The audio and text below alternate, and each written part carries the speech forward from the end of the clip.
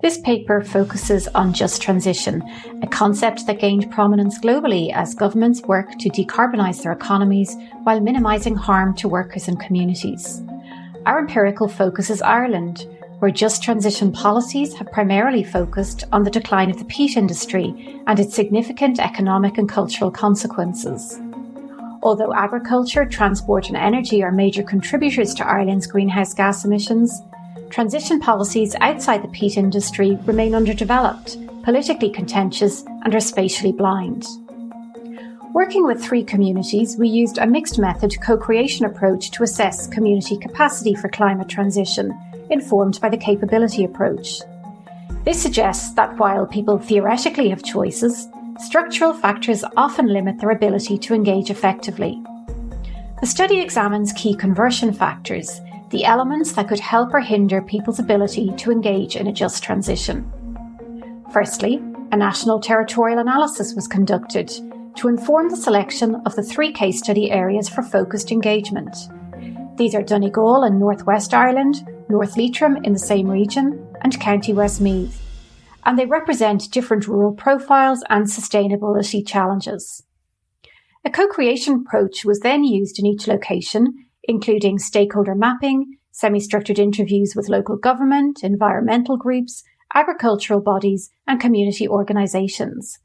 And we then deployed a digital engagement platform, commonplace.is, for public participation tailored to each location. Through our research, we identified 3 key themes central to just transition in these communities. 1. Agriculture and forestry. Rural areas rely heavily on agriculture, making it central to economic and social well-being. Forestry is highly contentious, especially in North Leitrim, where there is a distinct farmer-forester divide. Better land management policies are required that balance carbon reduction, biodiversity and rural livelihoods, as well as reframing farmer identities from industrial production to sustainable land stewardship. 2. Energy transitions. Many rural areas rely on peat extraction, making the shift to renewables a cultural as well as economic challenge. There is potential for community-led renewable energy projects, but they require local capacity building and better policy integration. 3. Planning and quality of life. Digital infrastructure or broadband access is crucial for remote work, which supports rural economic viability.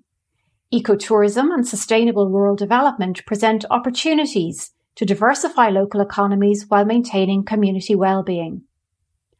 Our research identifies the need for more place-based participatory transition strategies that recognise the unique challenges and opportunities of different regions.